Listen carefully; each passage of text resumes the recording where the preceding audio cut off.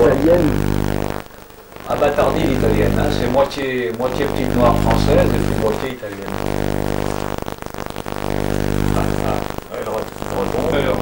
La non-productivité de nos abeilles, là, cette année, on n'a encore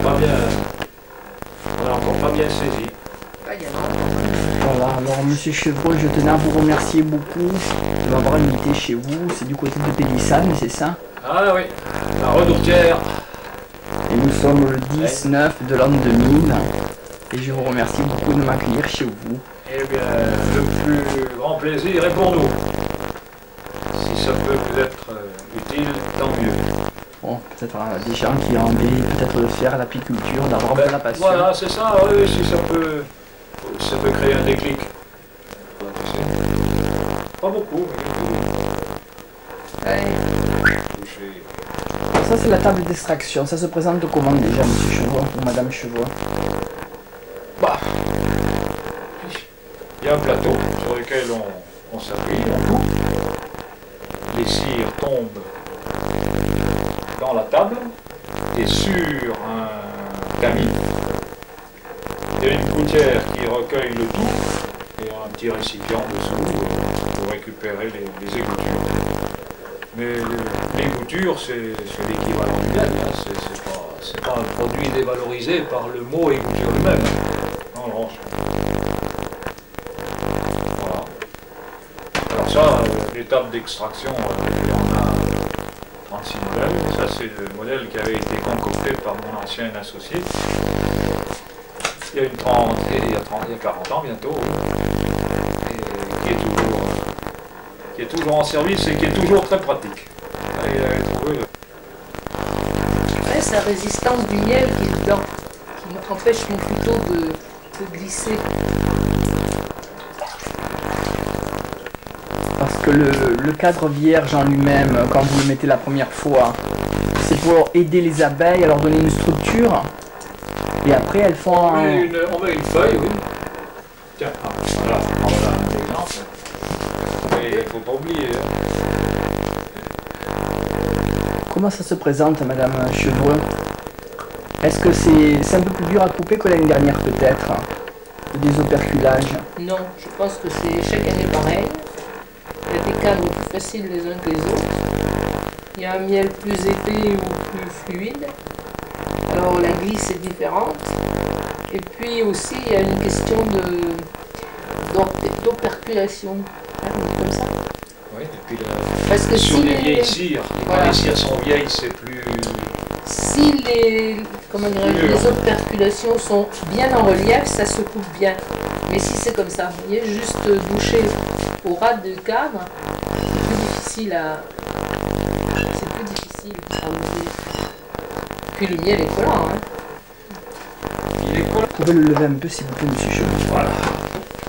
Ça va, c'est bon? Oui, là, c'est bon. On met une feuille, comme ça, c'est le fond. C'est le fond de l'alvéole. Donc elles n'ont plus qu'à bâtir l'alvéole sur le petit saillant qui est moulé dans la cire. Voilà. Ça leur sert carrément Ça leur sert de base. moule, De base. Ouais, de base. Alors il existe, ça c'est la dimension des alvéoles d'ouvrières. Les alvéoles de mâle, quand on veut faire de l'élevage de mâle, pour des raisons diverses, on a des alvéoles qui sont beaucoup plus grosses. C'est pas le même modèle d'alvéole. L'alvéole est plus grosse, il y en a moins au décimètre carré. Alors on élève plutôt des abeilles ouvrières. Ah oui, le mâle ne sert pratiquement pas. Donc là, si vous leur donnez une autre structure, elles agrandiraient l'autre structure. En principe, oui. Mais ça ne les empêche pas, sur des petites structures, de construire des fois des cellules de mâles. Si c'est pas indiscret. Depuis que le collègue de Jean-Georges est mort, c'est moi qui l'ai remplacé. Hein. Non, quand vous êtes séparés. Pas quand il est mort, quand vous vous êtes séparés, c'est-à-dire, il y a combien d'années? Ouais. 20 ans. Le fait toujours avoir le même plaisir. Oh oui. Oh oui. On s'est séparés parce que c'était trop pour moi. On avait trop de ruches, on était tout le temps par mon barreau. Parce qu'on s'entendait bien. On a été associés comme ça pendant une vingtaine d'années. C'est un gars très agréable, mais je dis ça pas parce qu'il est mort, parce que c'est pas comme ça. Oui, celui-là, ça va voir. Oui, il était bien reçu, mais quand je me finirai avec celui-là, que je vais changer. Ici, on continue à suivre le doigt.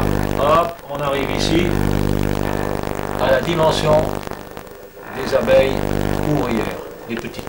Regardez la différence de dimension. Ça, c'est du mâle. Et ce sont les abeilles qui ont fait elles-mêmes. Hein.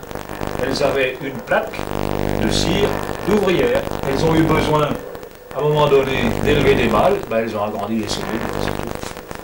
Elles sont... Alors, les cellules de reine, elles sont perpendiculaires au sol.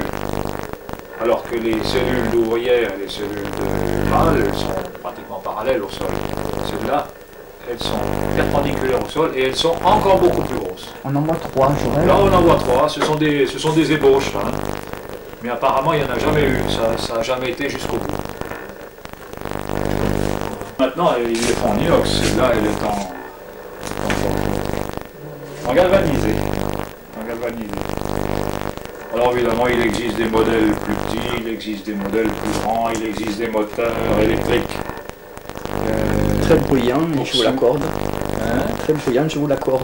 Des moteurs électriques? Oui, oui. Oh, je pense pas. Vous en avez vu marcher Oui, déjà? oui, chez M. Figuière, il y a... Ah bon? Ouais, il y a une dizaine d'années. Ah bon. Enfin, disons qu'il n'y a déjà pas à tourner la manivelle. Moi, c'est... Le ballon, qu'est-ce que c'est, monsieur Chevreau, le ballon? Bah, le ballon, c'est tout simplement un déséquilibre. Si on met des cadres qui n'ont pas le même poids bien répartis dans le panier qui sert de centrifugeuse, eh bien, il existe 6 cadres, il existe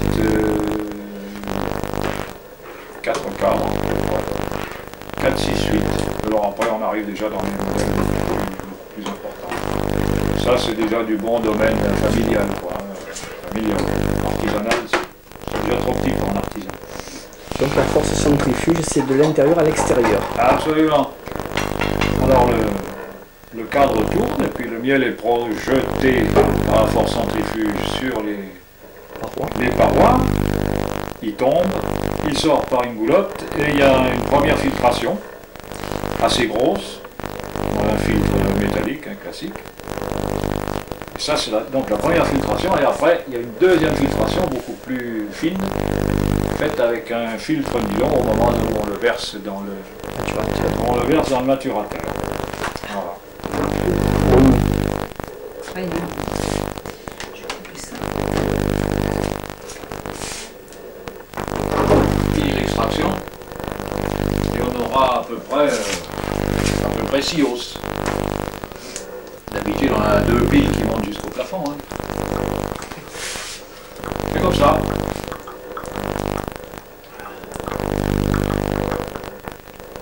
Alors, il existe des couteaux électriques. Hein. On en avait parlé peut-être l'année dernière, Marco. Et des couteaux Couteaux électriques, là. électriques qui chauffent. Oui. Mais on en a un. Il est là. On s'en sert pas, ça marche pas aussi bien que le couteau tout neuf. Il est fait avec un acier qui rouille, mais qui s'affûte merveilleusement bien. On en fait maintenant de nouveau, j'en ai encore là aussi. Et ce sont toujours les vieux qui sont en service. Mais si ça rouille, monsieur Chevreau, comment on fait pour les nettoyer? On ne peut pas utiliser de l'eau alors, hélas. Non, quand on a terminé, on les nettoie, on met un petit peu d'huile dessus, on enferme ça dans un chiffon, et puis on retrouve tout correct. On est souvent ça à Paris. On met un petit bout là. Non, mais attrapez le bout. Ah, voilà. C'est beaucoup.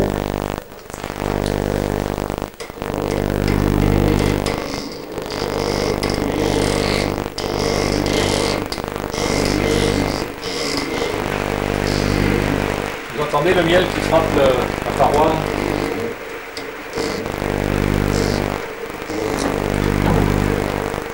Voilà, il est équilibré là.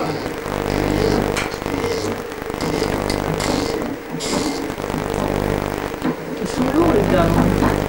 Il y en a quelques-uns de gros. Ils sont bien remplis.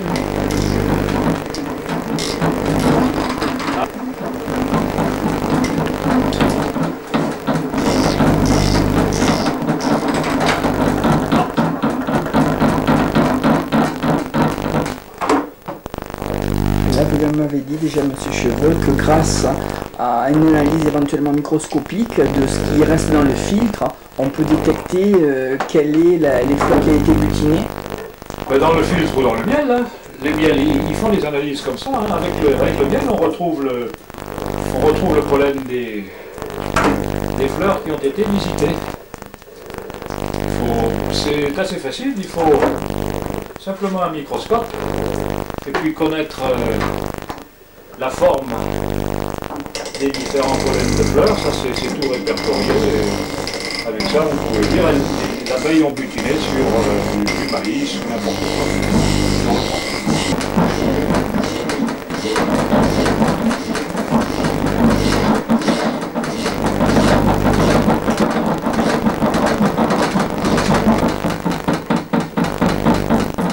On freine. Et voilà les premières gouttes qui arrivent en bas.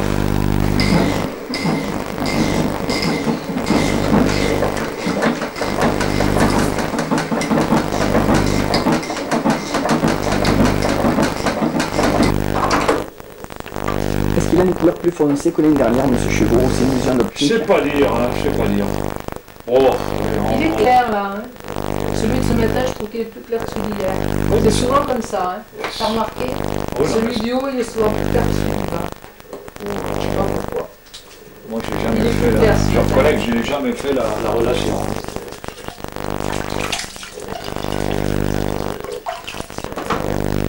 200 litres.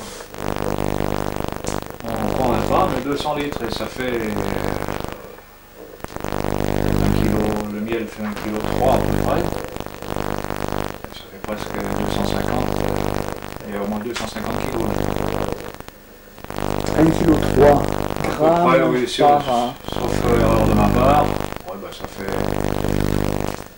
1,3 kg par 200 litres, ça fait 260 kg.